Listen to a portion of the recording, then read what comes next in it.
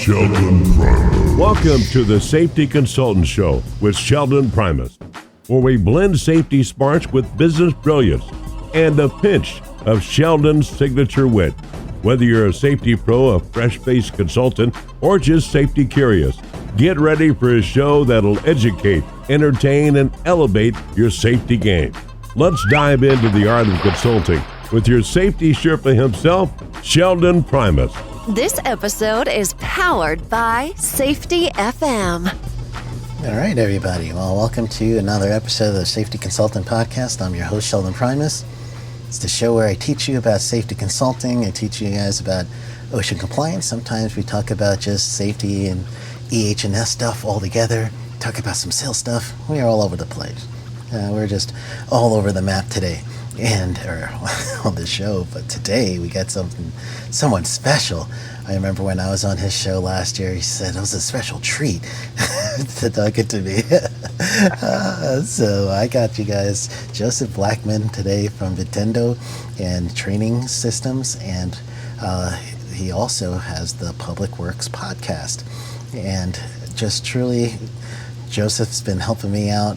When last time we talked a little bit about the public works, so he's kind of getting me back in my old space. You know, those are things that I used to do when I was a wastewater operator going into plant manager, and it kind of brought me back. So, Joseph, thank you so much. I appreciate you coming on the show, and welcome to the Safety Consultant podcast, my man.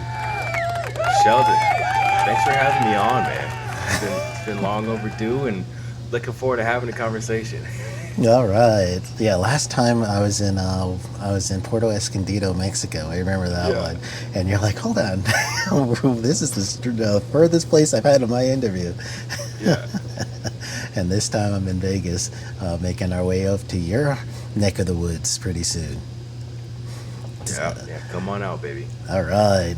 So tell everybody a little bit about your journey into your training organization, but then also what you're doing in the background with the Public Works. And for those of you that aren't familiar with Public Works, those are the people who do your utilities, such as your water, wastewater services, distribution, collection systems, stuff like that. So, Joseph, help us out. Yeah. So, Sheldon, it's kind of a two-headed monster how I got started. So I wanted to get into a career, and I was tired of doing the job route. And my mentor said, you need to sell something that's a high ticket with in a field that people are around for a long time, because he said you're more relational than you are transactional, meaning going deeper with people, becoming friends with people, developing actual relationships with people. And so when I started applying for jobs, I started looking at heavy equipment, even stuff like yachts or private jets and stuff like that, just something that it's a higher ticket, and you probably should know somebody more than 20 seconds before you ask them for the sale. And again, like in an industry, that's a career and not just a job. So when I came across, these trucks, these big, huge Vector trucks, these street sweepers, these things that these cities need to move forward or to keep business going, I kind of fell in love with it. So, I got hired on with the company, and I think a lot of people know this industry is a little bit old school. It's I would say it lags Just a little bit behind. Yeah. I would say it lags a little bit behind standard like tech or the other industries in our cultures, but I liked that aspect about it. I liked how there were a lot of older gentlemen, older ladies in the industry, and there was a good amount of those people who wanted to give back. They wanted to teach others about what was going on, how things worked. I liked working with my hands. I liked being outside. I liked working with utilities and cities because the guys I was working with, they were the same guys I played football with, with the same kind of banter, the same kind of energy, same kind of attitude, just guys. And I liked that energy. It felt like, being back in the sport of football. And so one thing I started to notice that, again, the people that I liked, the people that knew everything, they're retiring. They were staring at retirement in the next, 6 months, 2 years, 5 years. And you could literally go to a city yard. You'll see 6 guys standing around a piece of equipment. At least 2 of those guys are staring at retirement. two of the other guys maybe been there for a couple years, but they're itching to get down the road to make a couple bucks extra. And then there's like one or two guys who are like just fresh into this and it ain't gonna last, Yes, you can see And it so on their face. You're like, yeah, oh. yeah. And that was kind of the makeup. And one thing I that institutionalized knowledge, the guys who knew everything, they were going to retire in the next 2 to 5 years. And that's kind of where the impetus of Vitendo came from, was that I would train these guys up on this huge piece of equipment. It's $500,000 piece of equipment.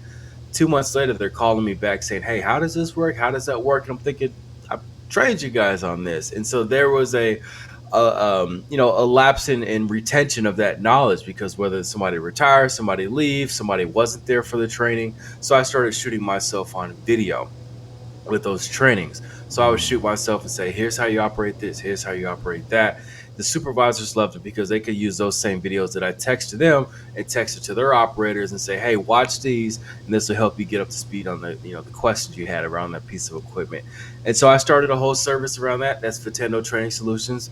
If you've ever been on YouTube to watch a video on how to fix or operate something you own, that's what I do for cities, agencies, utilities, all the like. And then also the podcast. And so again, two-headed monster.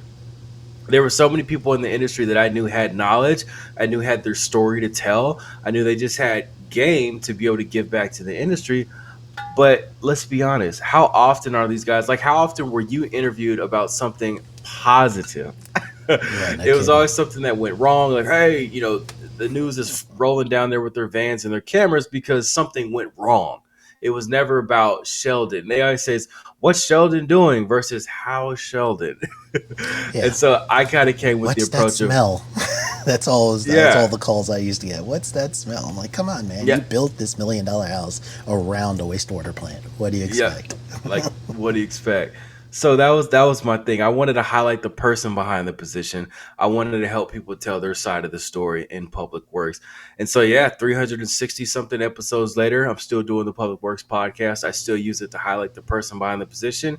And I still use it to be able to interview the guy who is that unsung hero in our community. So, that's Vitendo, and that's Public Works Podcast. Tell us the history of the name. Yeah, I'm just finding this out myself. So tell us a little bit about the history of the name, or at least the meaning of the name. How's that? Sure. So I was at a point in life, one of those pivotal points. I had time and I had a little bit of money, which sometimes is a recipe for disaster for some people. Yeah, no kidding. And so I was at a point where I had time and I had some money. I didn't know what I was going to do next. I sold a rental property because I had some issues with the previous business, and I just had to get some of the liabilities off my back. And so any of you business owners out there know that, like, when the IRS is calling, when things aren't going great, there's a couple things you wish would happen, and so one of those things happened, and I was able to sell my property and get the liability off my back. And so I was flushed with cash, and I had some, and I was either going to do the Pacific Crest Trail, which is the hike from Mexico to Canada through California. That's awesome. Because I love backpacking. I love being in the mountains. I've hiked legs of the Pacific Crest Trail, but I wanted to hike the whole thing. But that was going to take 5 months. And I'm like, I have the time, right? I'm not working. I don't have a business. So I have the time and I have the money. Because again, like, I sold the rental property and I had some money. And so I was like, 5 months is a little bit too long. So I looked for some other things I could do. And so the other one was climb Mount Kilimanjaro. And so Mount Kilimanjaro, that takes 5 days, or 7 days, or however long you want it to take. But for me, it took 5 days. Pole. Hit your guide. Pole. There you go. slow. So I of course I went to Africa. I climbed Mount Kilimanjaro, and during the time you're climbing it, they're teaching you Swahili. So yes, pole was like slow, because a lot of people, they just want to go fast. But they're saying, hey, reserve that energy, pole. And of course, they're teaching you other Swahili words. And I kind of fell in love with the language. So during my times, I'm looking up other words. I'm asking them how to say this, how to say that. And so that language, that the verbiage, the language, the dialect kind of stuck with me. And so when I decided on starting my company, I said, well, what's a Swahili word for like teaching or repeated learning? And that's Vitendo. That's awesome. I've been actually trying to find that myself. Just different terms and different tribal symbols, because I've got a tattoo on my right calf, and I want to match it with my left. So I'm thinking of doing a African tribal something, and Okay. I've been looking that up. So I've been looking at different words, and looking at the symbol for unity, the symbol for love, the symbol. So I'm like, come on, I'm just throwing it all around. So I Yeah. like what you're saying there, and that you did Kilimanjaro. So that in itself, I don't want to just sugarcoat or let you just go with that, because I love truly any kind of outdoor activity. Like you, my wife and I, we just go like regular, trail hiking. We don't go nut ham like you did. But I there's so much that's to be said with how you conquer yourself, you conquer your surroundings, but you're also dealing with you during those treks. So Yeah. what Yeah. what did you end up going through, and if you could share, because I'm sure some of that's personal, because I've heard stories of people that they break down, they're crying as they're walking because of It- all that stuff. I mean, like again, in those moments, those pivotal moments in life where you're trying to figure out, like, if you're actually good enough, that imposter syndrome, or like you had a business failure, you know, a lot of people, they're like, oh, wow, I thought your business was doing good. Why are you closing it up? Like that kind of, those things in the back of your head make a man question whether he's good enough or not. And that's where, like, me, myself is, if you're like Winston Churchill says, if you're going through hell, keep going. Meaning, like, if you're going through something, just keep going, because there will come a point where you can prove yourself again and again to say, like, no, I am actually competent enough. I am good enough. And so that's why I didn't want to just, sit on the couch, or, like, again, I had to move back with my parents. I didn't want to sit on my parents' couch and just sulk and wallow. So I knew I had to get back out there and prove to myself that I was still competent, that I still could do the do. Um, and again, Kilimanjaro, like, you're supposed to climb it in 7 days because of acclimatization. You go up, you come down a little bit, you go up, you go come down a little bit, just to help the body acclimatize. I said, no, I want to do it in 5 days. We don't need to acclimatize. We just 5 days. You hit the summit.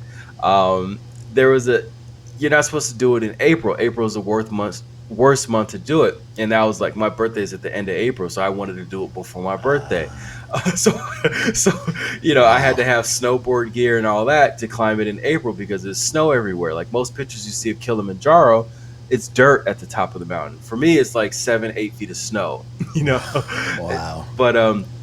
But yeah, those moments of, like, you're too tired, it's, your food is coming out of both ends because your body's just rejecting everything. You're dehydrated, and even the Sherpas, because you have to hire Sherpas to go to the top. Even they're saying, like, hey man, you don't look too good. Maybe we should just call it here, because, like, there's different, like, false summits to where you can, like, take your picture. They got the sign behind you. You still did your 18,000 feet, and they say, hey, let's just take a picture here, we can go back down. Like, you can still say you climb Mount Kilimanjaro. I'm like, no, I gotta get to the 19,000 summit. I gotta get to the actual, the top of the mountain. And I'm like, okay, this crazy American. And so, step by step, man, it was one of the most intense, I would say, climbs in my life. I mean, I've done, not other mountains, but I've done other elevations, and I've done other feats, but that was one of those moments where it's like, I didn't want to fail at it, because, again, you feel like a failure already. So you just have to get a win under your belt. And that was Kilimanjaro for me. And when I climbed it and came down, it wasn't like, the God opened the heavens and said, you are good to go. Yeah. It was more so of, like, me to myself, like, yeah, like, some people they go to the jungle, do ayahuasca. Some, women after a divorce, they go to the gym and get fit. Some men have to buy that Corvette to feel like they're good at something. Mhm. Me, that was my experience. I was 20, 26, 27 years old, and that's what I wanted to do. So yeah, for me, it's transformative. Wow. I'd employ everybody else to do it too. Yeah. I, of course, yeah, I love challenges, and knowing about something like that makes me feel like I could do it too, Yeah, yeah. I'm not going to do 5 days No, or take April. your time, man. Yeah. I'm going to wait till it's nice and sunny. There I didn't you know go. about the false summits, though. That's actually new to me. Yeah, there's like 3 fall summits where you can, like, take your picture and say, I climb Mount Kilimanjaro. but I knew the one that I wanted to get to. That's just faking the funk. Yeah. You gotta go. Yeah. Wow. So when you come down, you get a new appreciation of things. You're able to see a little bit clearer. So that's part of the goal right there. How quickly after that did you start rebounding? It was pretty soon. That was when, so I was already in talks with that company, and the company that I was selling the Vectors through before I went. And that was kind of so there again, like I had time, I had money.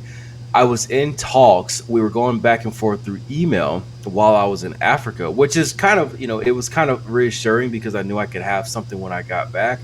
But again, like my trip, I went from Dubai, or no, I went from Dubai to Cape Town, South Africa. I went to Tanzania to climb Mount Kilimanjaro. I was gonna spend my birthday in Morocco, and then after that, I was gonna go to Eastern Europe, and I was gonna stay a month floating around Eastern Europe, like through the Baltics, through Turkey. I was gonna do the Jesus Walk in Israel, so I was gonna stay on the road for at least a month or two.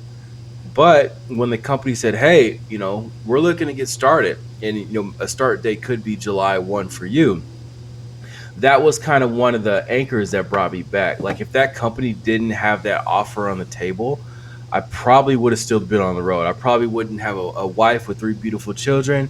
I probably wouldn't be talking to you right now because I still be on the road doing my travels. That was one of my goals when I had my business at the time. I was a world traveler. I could literally make money from my laptop, and it was fun. Like I'd been in 22 different countries, so world traveling kind of was my thing, and I had fun doing it. But again, like if I didn't have that offer on the table, that anchor pulling me back to the industry, then I probably wouldn't be here today. Let's be honest, I wouldn't be right here today. Wow, now that's so unique, especially back then. I guess world traveling wasn't, especially for business, or probably just now picking up where a lot of people were doing that. So you're almost your first leg of pioneers in your generation to do that. Yeah, a lot of people that I know, either they travel after their careers, like you see the big tour buses hit the city, a whole bunch of older people, like they got the Nike Nike shoes on with the socks and the hat. Yeah. And like I always to keep it clean on the podcast, I say you want to travel while your body still works. If you kind of get what I'm saying. Yes. And a lot of people wait till they travel to see beautiful sights, to meet beautiful people when they're past that prime. And I get it. You got to put your work in and put your time in. But I was under the assumption, or I was under the thought process, I want to travel while I can get around, while I can do things, while I can, have those, let's say, fun nights and stuff like that. So that was my attitude of like, I want to travel now and I'll get to life later, which, we could talk 2 hours on that thought process. Yeah. I do feel that my generation, being a millennial, has a little bit of that energy of like, I can put off work, have fun now, and then get to work later. I feel like the baby boomer generation, you got to work, and then when you retire at 62 or 67 years old, and then you can reap the benefits. But I've seen way too many people, whether it's from the church or in my personal life, they work their whole lives, they retire, boom, health problems hit, they can't do anything, or else they pass away, because when they retire, they don't retire to anything, and they just sit around, and the body says, well, we're not needed anymore. Yeah. So boom, they're out of here. Wow. Well, great philosophy there. I believe it myself. That's why when I transitioned to going on the road, that was 2017. So back then, not a lot of people were doing traveling and on the road. In my generation, I'm a Gen Xer. So we're that generation, especially when you work for cities and counties. They basically say, you stay here in this job until you retire, and then you go out, just as you just mentioned.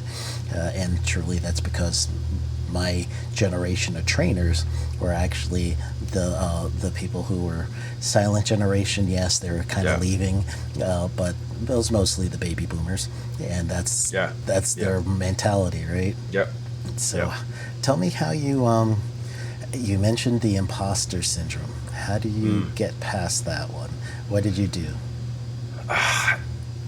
I say every time I get on stage, or confidence comes from competence.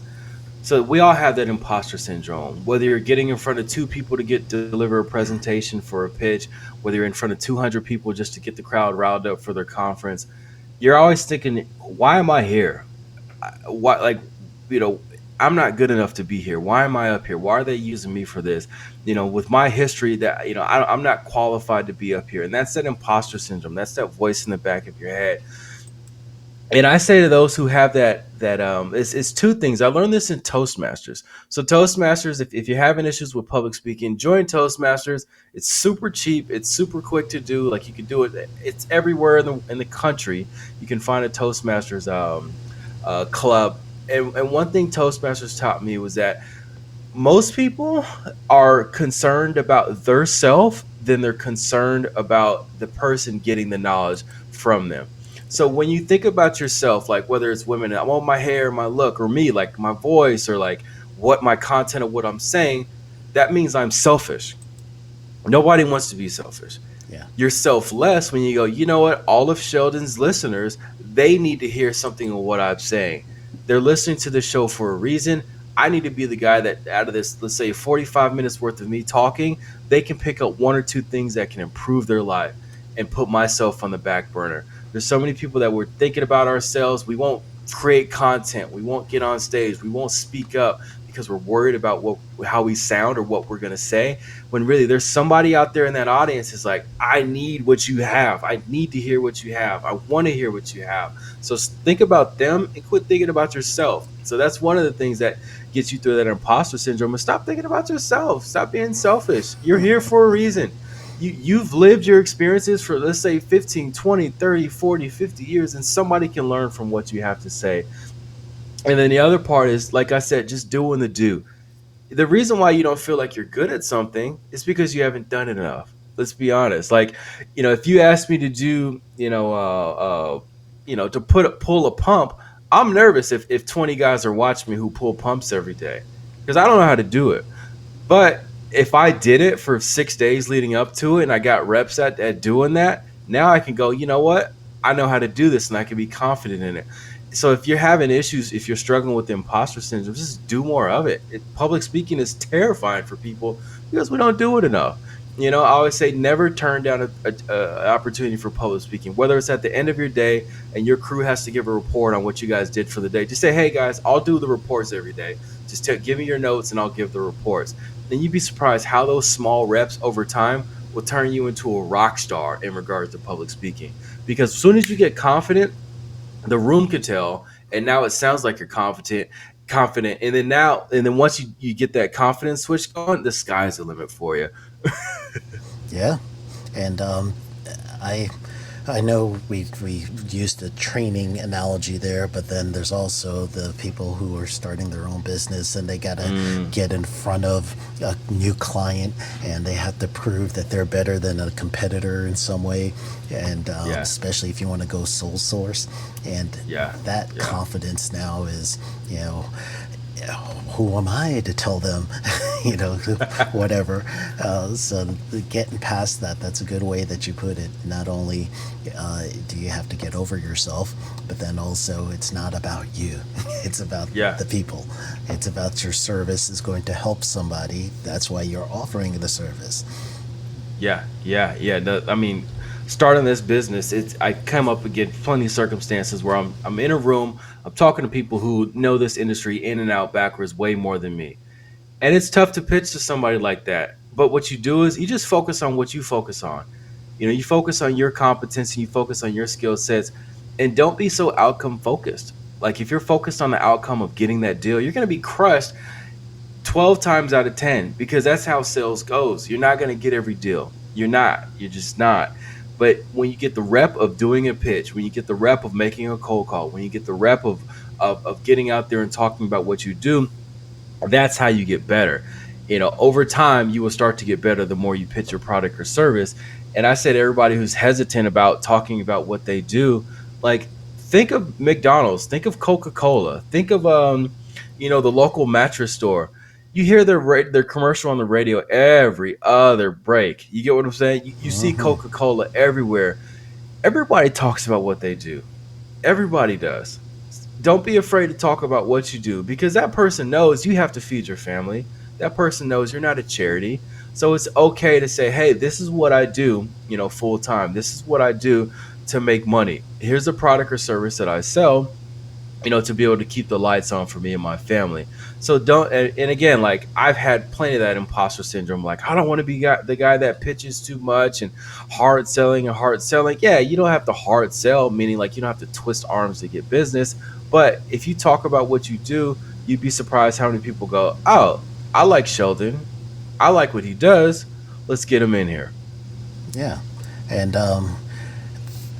I also say with that is truly the cycle everyone knows or hears is know you, like you, trust you, and then you get the sale, right? So all those people on LinkedIn that are, as soon as you hit, connect, all of a sudden they've got the whole form letter and they're spamming you like nuts, and I'm like, ugh. I don't know you yet. It's a possibility I could like you and trust you, but you're already giving me the goods on LinkedIn. It's like, well, give me a chance. I know. It's hard to explain. It's kind of like when you're out at a bar, you're single, of course, and you're talking to women. Like, you don't ask them from the jump, like, hey, let's get out of here. Say, what's your name? How are you doing? You having a good time tonight? You have a conversation. It's the same thing in business. Like, you don't want to ask somebody for the sale right away. Because let's say they say no right away. Where does the conversation go after that? You had a chance to make a potential friend, a referral source, somebody that you can create content with, like we're doing. Like, if I would have hard pitched you from the day one, you'd be like, like, you seem cool, but like you just came off on the wrong foot. But now look at us. I did a show for you. You did a show for me. Like, I'll see you in person. Probably we'll grab lunch. We'll do some content in person, take some pictures.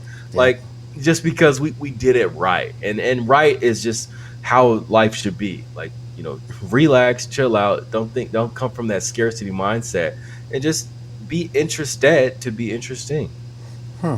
And I like the diagnosis there, the scarcity mindset. That's the driver. It's the fear that I don't have enough people in my funnel for me to get that one, the 1% or 2% that we're always going for. So you have to reach out and get that 10,000 handshakes before you can get that 10 or maybe even 100. If you're doing 10,000 handshakes, you get that 100 referrals, and then from there you get your 10 actual clients. No, it's a grind. It's a hamster wheel. No, I learned that when you're sad about losing a deal, or when you're bummed out or even angry about losing a deal, that's because you didn't have that many deals in your pipeline. Like, if you had if I said, Sheldon, like there's 100 clients that want to do business with you, got 100 leads, and you lose one, you'd be like, well, I got 99 I could potentially close next month. But let's say you only had 5, right? You had 5 clients, you lose one, shoot, now you're down to 4. And now you're thinking, okay, is this enough for my monthly revenue? Can I make my monthly nut? Like, can I make these payments? So that, again, like, that scarcity is because, A, you haven't been prospected. Like you said, that 10,000 hands. Like, my thing is, everybody I connect with on LinkedIn, I send them a message. There's only 2 messages I send out. Hey, I want to get you on the podcast if you're on the public side, or this other side is if you're on the private side, hey, let's hop on a synergy call just to talk about what you do. I'll talk about what I do, and we'll see if there's some overlap. A lot of people don't reply. Like, let's say, like, LinkedIn allows you to connect with, and this is kind of tactical. If you, pull me out of the weeds if I'm going too deep. No, I actually do that with my group too. It's just so you're speaking my audience language right here, the tactical side. Okay. So LinkedIn allows you to connect with or to request 100 people a week, 100. You should be hitting that limit every week. I got to 19,000 or 20,000 followers because I do that. I hit that 100 every week, whether it's Friday afternoon and I'm taking the kids to the basketball game. I'm at the, I'm sitting in the stands and I'm literally just going through and connecting with my ICP, connecting with the people in my industry who I could sell to, who I could become a referral partner with. And so when I request 100 people, let's say I get 60 connections out of the 100. That's good numbers. Out of the 60, it's probably going to be, let's say, 40 that actually are in public works who work for an actual agency. Out of that 60, I send him a message, or yeah, I send him a message of like, hey, I want to get you on the podcast, because again, everybody has their own story to tell, and I'm willing to help everybody tell their own story. I don't care how many episodes I do, I just want to tell people's story. And a lot of people say, well, why are you doing so many shows? And I, again, like, this is, my thought process. Like, have you heard of the story of the grandpa and the grandson on the beach? They're going for a walk. They look up and there's 500,000 starfishes on the beach. They're about, they washed them with the tide, and the tide went out, and now they're uncovered on the beach. And there's like hundreds of thousands of starfish on the beach. And so the kid's like, man, there's just so many. How can we save them all? And so what the grandpa does, he picks up one, he throws it in the ocean. He says that meant the world to him. He picks up another, throws it in the ocean. That meant the world to him. And so every interview that I do, even though, like, again, it might be an operator for some city that a lot of people don't know of or respect or whatever, but for that person, when he can take my interview that I did for him, post it on his personal Facebook, and his brother-in-law, father-in-law, his ex from high school, when they can hear what he's doing for their community, he feels it means the world to him. Yeah. And that's why I'm willing to help everybody tell their podcast. So anyways, so I try to get as many people on the podcast as possible. And then also, whoever's not in the ICP, I try to have a synergy call. And again, a synergy call is just a phone call. It can be 10 to 15 minutes. You ask them what they do, you tell them what you do, and you see if there's some overlap. Maybe you put them in your Rolodex for a referral source. If you're out there doing something, you might know, hey, I got a guy for that. They will do the same for you. And that's where you get those numbers of like, okay, once I started doing that about 9 months ago, like my lead flow shot up, because now I'm talking to more people. I wasn't waiting for a conference. I wasn't waiting for an inbound lead. Like, come on, like, how many people are out there searching for exactly what I do? Custom video training. Like, people are thinking about it, of course, because but you have to go and reach them and say, hey, I'm the guy that solves for that. And they go, oh, we've been thinking about that. They're not proactive in saying, hey, we need custom video training on Google, and then my company pops up. And so that's why I say for the listeners out there, just get in a regimen of connecting with people. Just try to have as many conversations a week as possible. If you can get to 20 a week just on the phone, you're crushing it. And you'd be surprised if you look up in 2 months how much more deal flow you'll have if you just talk to people and genuinely be interested. Don't talk to them to pitch your business. Talk to them to say, hey, where am I going to see you at? What conferences are you hitting? What associations are you part of? And how are you using associations to further your stance in your business? What are your business development? What's your tempo and pace like? You making cold calls? You sending out pamphlets? Like, and you're literally talking about them about business. You'll learn some things. You'll learn about what they do. They'll learn about what you do. And then, like, now when I go to these conferences and trade shows, it's kind of like cheers. Like, oh, hey, Joseph, you're the guy on LinkedIn, or you're the guy I talk to. And it's like, yeah, like, that's intentional. So, again, for the listeners, just get into a zone of just reaching out to people genuinely interested to talk to them. Yeah, and honestly, you go to where people who will be likely to use your service. So for instance, if you're on LinkedIn, you could actually look for groups that have whatever you're interested in, and you could go through that. That's actually what I did, and try to, it's like telling somebody if you go to a conference that I'm gonna put you as a speaker, and you get to speak to 10,000 people, and you're like, oh, that's great. And every 10,000 people is going to have your card.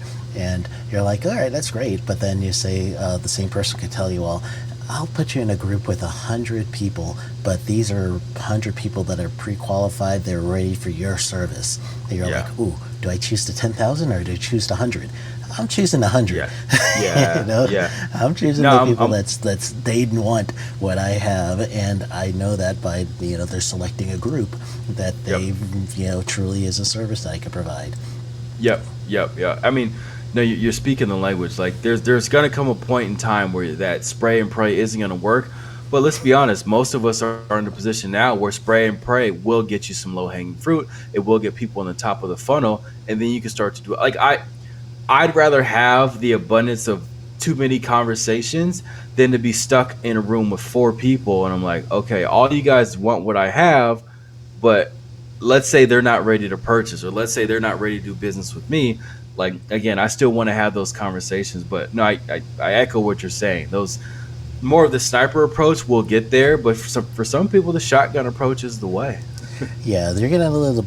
It depends on where you are in your career too, because at some point, you're not going to get targeted yet because you're still new and you don't know what you want yet. So Yeah. that's a learning curve for yourself. And when you do start the conversation, then the next step is the quote and getting the quote right. Yeah. And I mentioned to you earlier off our camera here, but about helping you with the quote. And what you do first, explain everybody what you do with your targeted training. And I know you said it started with truly taking videos and showing the guys, hey, this is how you operate this and this is how you work it, and then eventually develop even more. So tell us about that part, and then maybe we could brainstorm together and help you with this quote. Sure. So the concept of what I do, if a utility is getting something new delivered, whether it's a pump, whether it's a lift station being built, whether it's a occupational truck, there's usually going to be a salesman that's going to come out and train everybody on that. And so what I'm working on is uh, there's a town they're saying, hey, we want all that training from the salesman captured, because they want this plant to last 50 plus years, and they want to know from the horse's mouth how to maintain and operate everything from the horse's mouth, like properly, like from the manufacturer rep. And so they want to record it, and that's where they say, hey, this Joseph guy does that, let's get him on board. So this is probably one of the bigger scopes of work that I've done. Most of my contracts are with an agency, utility. They say, hey, we're having problems with this. We need to solve for that. We have all this equipment. It's not uniform. We have turnover. We just want all of our best practices on video so everybody knows how to operate, our equipment the best way moving forward. And so again, this plant build is a different scope of work for me. And I'm scratching my head thinking, okay, this could either be a $5,000 gig or this could be a $500,000 gig. And there's other companies in here making $5 million. And, not being greedy, but I do know the value of what I do. I do know that, like, okay, let's say 10 years from now, if somebody watches one of the videos that I create, to be able to pull a pump or repair something the proper way, that saved that plant, X amount of thousands of dollars in regards to that pump going down and then having to do a shut, whatever. Like, it saved them a lot of money. So I do know the value in what I create. Imagine having every utility having an on-call trainer for all the operations and maintenance that never takes a day off, never sleeps, always answers the phone, and is always willing to walk you through exactly how to operate or repair something. That's invaluable. If for a $400-500 million plant, like, that person should be paid millions and millions and millions of dollars, because they're always there and they're always ready to help out. And that's Vitendo. And so I'm still trying to figure out what, where I should be at price wise. And I haven't done the hourly rate yet, meaning most of my contracts I bill out by the day or by the week, which a lot of people can wrap their head around. They know it's this much for the week. Boom, let's do it. They just cut a PO and we're good to go. Yeah. But for this one, like, let's say I have to show up on location 20, 30, 40, 50, 60 times, 100 times over the next, 2 or 3 years. Like, are they willing to pay my daily rate 100 times over? It's a lot of money. Yeah. Should I bill it out hourly to where, because again, I shoot on the ground. I have to edit it. I have to arrange it in the software. I have to, do re-edits if they say, hey, we like this part, but can you edit out the part where he said, 22 PSI because it's supposed to be, 48 PSI, whatever. And so there's a lot of time involved from what people don't see me on the ground to get this thing done. So yeah, if you want to toss some stuff back and forth and kind of enlighten us about where your brain goes in regard to how to price something out like this. Yeah, the philosophy then, I'll just do the philosophy side as far as instead of strict numbers, if you would, but I never use hours that the client could see. I use it for my own mindset, so I know that the hours are going to be equivalent of how many hours I'm going to work, and then I'll do like an hourly rate to that. So for instance, if you know that you're going to end up doing some editing time, you could have editing hours as if you were paying someone for editing, and then you could do administrative time and have separate hours for that. I'm not going to put that in the quote, but that's going to be the structure I'm going to use. So if I could figure out there's going to be, roughly about 30 hours of editing time, then I'll get my editing rate there. And there might be, another 30 hours of administration time that's going to take for me to set my the schedule, going to get you there in whatever time frame. Usually it's going to be the time that it takes to get your travel and all the arrangements and stuff like that, the report time. That's the other set of hours I would think of, is just basic. How many hours do I think this is going to work? The only way you would know this would be scope-wise. So if they're telling you we're going to need roughly 100 videos, now you got a scope. Or if you're going to say, we need training on, for me, I do EHS training, so environmental health and safety. So let's say they say, I need a OSHA 10, and that's usually around 7 or 8 topics, So if I'm doing about 7 or 8 topics, then at that point, I'm going to know that there's going to be some actual teaching time, but then there's prep time. So teaching time is going to be a separate hourly rate versus prep time. So that's the structure for what I would use there. But then beyond that, the part that I always say that is the part that will represent what you should make is what's the benefit to the client. So for instance, if you could get any dollar figures worth of downtime, and you could actually ask the utility, ask the client, hey, if this thing goes down, how often do you guys, or not even often, walk me through the process of how to get this thing back? Do you have a rebuild kit for it? Do you guys have to get this to come back from the manufacturer? What's that lead time like? Do you have redundancy for this pump system or this blower system? So if you're down one, how long can it be? So what you're going to end up doing is you're going to find out how much is this thing worth to that client. And you're going to base your pricing off of how much it's worth to them. So you know how much you could do it for. That's the one set of dollars. But now you need to figure out how much is this going to cost this one client if they don't actually have the use of this, or someone, in my case, gets hurt. We could work that out through Safety Pays, which is an OSHA thing, osha.gov/safety pays. And they'll tell you if you have one ergonomic issue and you're making 10 cents out of the dollar, this is going to cost you X amount of dollars in order to repay for this one incident. So now I could put in variables as saying, all right, I'm teaching you about back safety. This one injury is going to cost you X amount. So that's how much this is worth to you. So now my pricing, even though my hourly rate may be, my current hourly rate is $2.75 an hour. So if I were to say, my hourly rate would be this much, then at that point, they're going to expect those hours, right? So I want to give them a project rate, and the project rate is going to be related to how much it's worth to them, not how much time it's going to take me. So I, again, think of, is it like, for instance, I do a lot of work with people who get OSHA sites, and a lot of times like fall protection.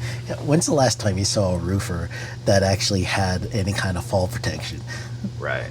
And those guys are fined. One of those fines are roughly right around $15,000 if you've never been fined before. But if you actually have been fined before, then we're truly dealing with something that's close to $25,000 each time and up to $30,000.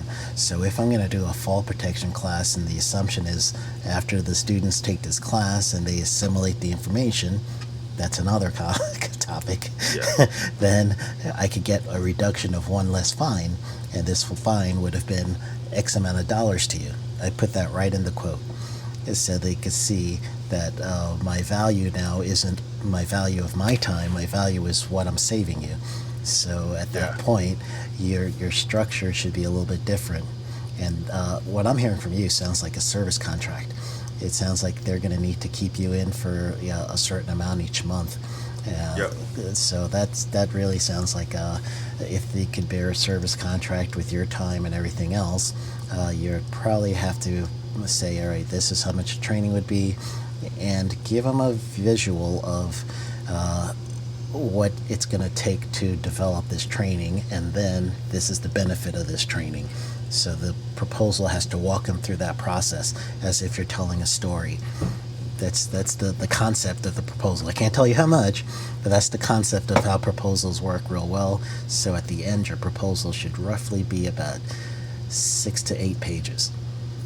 Oh, okay, 6 to 8 pages. Yeah, because last page and a half is your bio about, so you could get over the imposter syndrome for yourself, but then also it's going to help them when they're ready to, whoever your contact person is, they're going to have to take it to a higher up unless it is the director or whoever's in charge, the mayor or whatever. But and I had one utility I used to work with, the mayor had to sign everything. And wow. every time I write a proposal, everything had to go all the way up to the mayor. And it drove me nuts because it took so much time. And working in cities and counties, everything takes you time to get paid anyway. So, but that's, how does that sound to you? Does that land to you in any way? I mean, it's about as clear as mud because I still don't have a number, but I didn't expect you to give me a number. But you for sure painted a picture of what it can look like on their end, if that makes sense. Yeah. The part on, instead of just giving a flat hourly rate, kind of tell the story behind it. Why, what you're going to be doing for those hours, why those hours or what. I mean, the 6 to 8 pages, most of my proposals around, a cover sheet and the price sheet, 3 pages, with maybe like some about me in the middle. Mm-hmm. So I could see how this proposal can be 5, 6, 7 pages. Being able to tell the story, get the pricing across, again, put those objections at ease for the people going, what is this? Who is this? What's on my desk? Yeah, you got to answer those questions for them ahead of time. So when you're doing all those pages, part of it is telling them this is the project, this is why this project's important to the organization. So it's kind of a reminder, the first couple of pages of why this project's important. Then we get into the scope and what I'm going to do in here and details on the scope. And most of my scopes include this is what I'm going to do and this is what you're going to do. So I get their feet on the fire with that in the scope. And then at the very end, you're wrapping it up with something like a SWOT analysis so that they know, this is why, this is our strength, here's our weakness, here's our opportunity, here's our threats. So you give them the good and bad, and that's the information they're going to take to the higher ups. So you're basically giving them a full spectrum so they don't have to ask any questions. You're going to answer it for them in that quote. So I'm pretty much selling, like doing their hard work of having to sell it to their higher ups by putting all that, like you said, the SWOT analysis, putting in the potential opportunity cost of not doing it, or the the cost of what it would look like if something went wrong and something blew up, and like, oh, you saved X amount of $100,000, but now it's going to cost you millions of dollars. Correct. And you could do that with a SWOT analysis. You could also do a bow tie analysis with that. So bow tie analysis will be, it actually looks like a bow tie when you write it out, but in the middle is the loss event. And you would say in your cases, if we don't have a VACON, and a VACON now that we have isn't going to help us with X amount of line breaks, but now I could provide service not only with the new VACON, but then training and everything else. So the bow tie analysis will say VACON failure would be in the middle, and then on one side will be here's all the possible things that could go wrong, and then here's the responses for all those things. So you're basically on both sides showing them, here's if we have, sewer backup. All right, the sewer backup is going to lead to your customers, I guess, not clients. I was about to say clients, your customers calling you, being angry. You're going to have to pay extra for, getting that house cleaned up. But then on this side of the bow tie, you're also going to say, all right, here's our responses to this. And you get them thinking through the responses. And then eventually what it's going to show is you're going to show that your service is going to provide the mechanism to truly not have that loss event at all. So it's a lot of work. However, the work pays off because it shows that you have critical analysis of the situation and that you have the solution ahead of time. So you now are giving them the idea, and you're showing them that you already thought through some of the possibilities. So when it comes to pricing, your price now brings you a little bit higher than what was expected because you showed that you have a higher level of understanding. And with training's even better, because now if you look for retention of training, you're also trying to teach, or at least show that not only do I have a physical ability to, the workers are showing that they're learning, but they're cognitively keeping this information longer, and now at that point that it's assimilated into what they do, you're now going to see lower injuries, lower illnesses, lower whatever. So that's the idea behind those kind of quotes. Sure. Okay. Well, now I got to put you on the hot seat. You used to work at a plant, correct? Yes. How many millions of gallons per day? Well, we're a medium-sized plant, so right around 8 million, and we're went up to 11. So not one of those regional plants that's like 100 million and all that. You know? I used to look at those plants like they literally could have guys in the press operation that's never seen anybody else ever on the site. No, I went to one in Los Angeles. It was 260 million. Yeah, that one's ridiculous. Crazy. Yeah. And it looked like, and you're right, like it's like it should have its own zip code. Yeah, absolutely. Huge. The one in Miami, same thing. I'm like, where are you guys going? Yeah. So let's say you're the director of the plant. What would you pay to capture all the startup and commissioning for the life of the plant? Yeah, for me, knowing the scope and truly knowing that the startup is going to take a while. So the capturing the startup, I would probably see what's aligned with.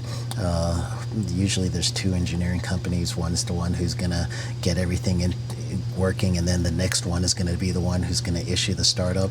So if I could get a hold of that contract, that's going to be my start, because now I get to see what they're used to spending.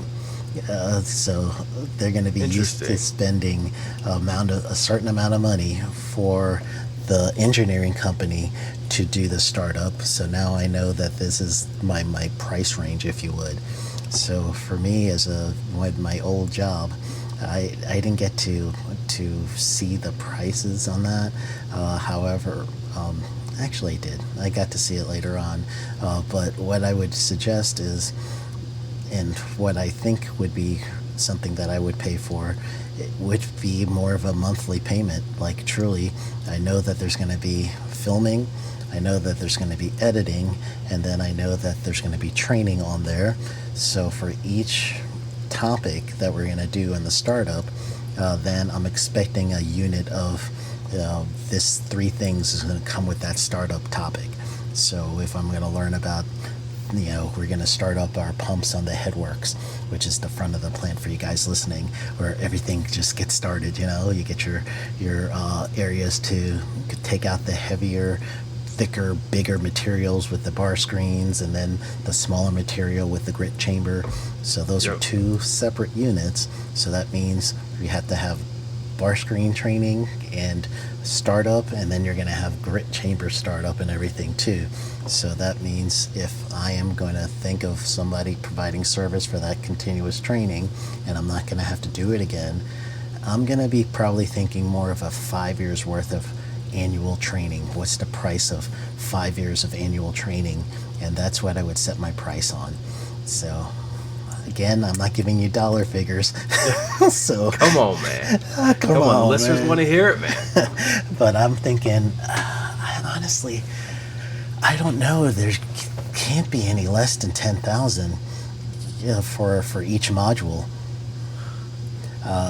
I can't, because if I'm looking at bar screen orientation with video showing my workers exactly what the bar screen's supposed to do, what to look for, and how to maintain it, and at any time it's at demand training, especially if it's online, I can't see just that one section being less than that. Yeah, yeah. My normal day rate is we're August 2025 right now. My normal day rate is $4,500. So when somebody says, "Hey, we want this training capture, we got a new piece of equipment being delivered," they understand that 4,500 is justified because, again, like an asphalt truck, a vac truck, a street sweeper, it's supposed to have her for 5 to 10 years. So that 4,500 of training for like the service, operations, safety, troubleshooting for that piece of equipment is gonna, like you said, that 5 to 10 years is gonna last that long. And so when you amortize it out, and then also like on a $400,000 truck, $4,500, you get what I'm saying? That's a percentage or a percent of what the total ticket is. That could be easily a upgrade from steel to aluminum, or an extra switch in the cab or something like that. And AC. to have that training, and so it's something minuscule, but it goes so far. So and that's kind of like my benchmark is 45, because I know what it costs, or I know what it costs on my end to shoot for a day, and then all the time shot, meaning the actual tape that we got, or the footage that we got, and how long it takes to edit all that. For 1 minute worth of video, it's 4 minutes worth of editing, and that doesn't include like the arrangement and all that. So like, let's say at an 8-hour day, we might have 4 hours worth of actual captured content. So that's gonna be just under, or just over half a week worth of editing time, to turn that project in. Yeah. And so I think you should split those rates. So maybe the day rate is the recording rate, but then the delivery and development, and I don't know if you give them all the raw material, or do you have an online portal for them to come visit. But if they do the online portal, part of that payment could be the annual upkeep of that portal. So now you could make money there. So every year, as they get access to the portal for their training and everything else, now you could continue keeping a client. Yeah. Have something recurring for sure. See, I didn't give you numbers though. I did. I know, give you some. Man. Come on, everybody's waiting for Sheldon to drop the number on me, man. Yeah, a little bit, but honestly, I think it becomes harder because some utilities, they actually have more money than other utilities, and the way you could tell is truly not only walking the plant but drive around the city.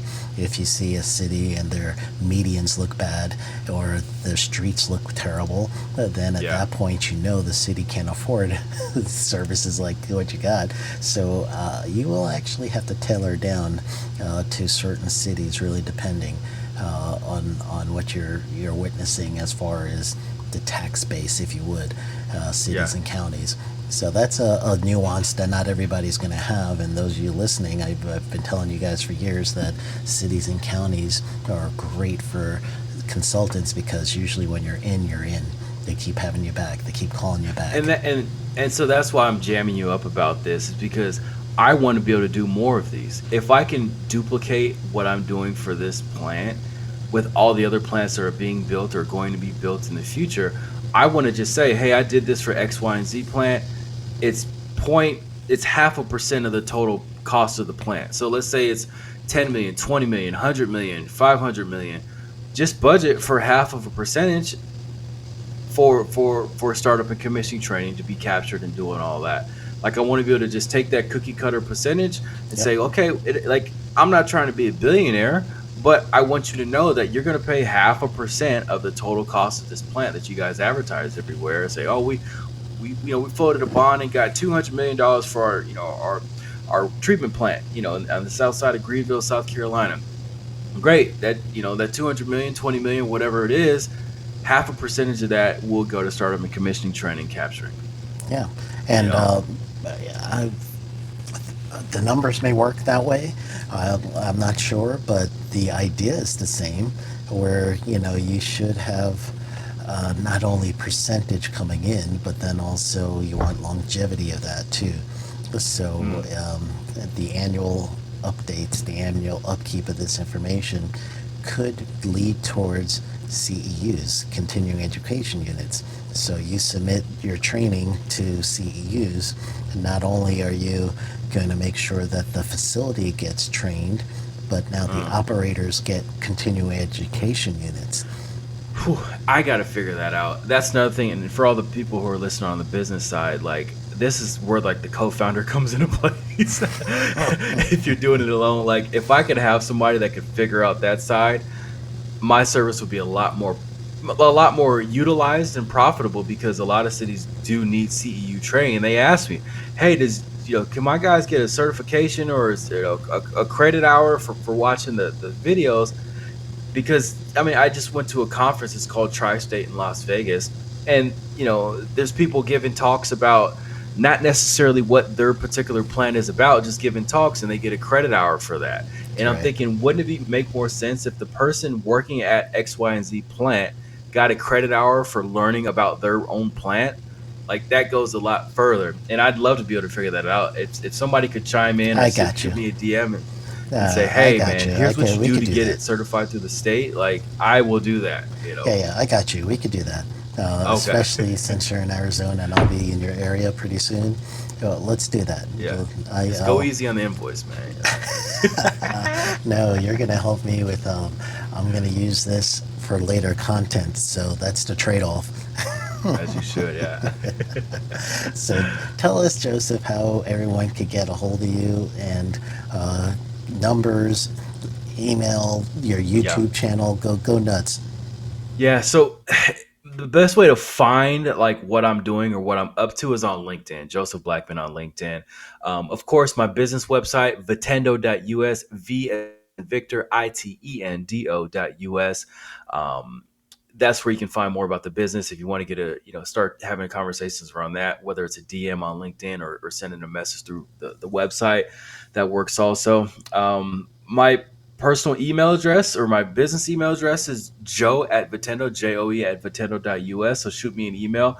Even if you want to just talk through some of this shop, like, again, us entrepreneurs out there sometimes need a shoulder to lean on or a shoulder to cry on. If you want to chat about some things that you feel like I've gotten good at, or you like what I do, let's talk about it. Or if you just want to add value and help me out with certain things that you hear I might be struggling with, reach out. Let's have a conversation. My number is 925-628-7646. I'm always open to text messages about what you guys got going on. If you're going to be at a trade show that you feel like I'm going to be at, like an APWA, a ACE, a WEFTEC, let's link up. You guys see the little mini interviews that I do on my timeline on LinkedIn. Let's do something like that together. Even if you're on the sales side and you're trying to sell a product, or if you have a service and you want to get more exposure, dude, I'll interview you. I got 20,000 followers. We'll do a little 2-3 minute interview, let you talk about what you do. You could have that forever. Again, that's the power of creating content. It doesn't cost me anything, but it can mean the world to somebody else. So yeah, if you want to link up at a trade show and do a little shindig, we could do that. If you're a listener of Sheldon, you're automatically a friend of me. So We'll be a stranger. Man, you nailed it. Joseph, so cool talking to you again. Thank you so much for being part of the show. And as I tell everybody else in our connection on this podcast, go get them. Yeah, sure. That's a wrap for today's safety show. Remember, safety isn't just about hard hats and caution signs. It's about business smarts too. Thanks for joining us on the Safety Consultant Show with Sheldon Primus. Until next time, stay safe, stay savvy, and keep consulting like a boss. Go get 'em. The views and opinions expressed on this podcast or broadcast are those of the host and its guests and do not necessarily reflect the official policy or position of the company. Examples of analysis discussed within the past hour, only examples. It should not be utilized in the real world as the only solution available, as they are based only on very limited and dated open source information. Assumptions made within this analysis are not reflective of the positions of the company. No part of this podcast or broadcast may be reproduced, stored in a retrieval system, or transmitted in any form or by any means, mechanical, electronic recording, or otherwise without prior written permission of the creator of the podcast or broadcast, Sheldon Primus. This episode has been powered by Safety FM.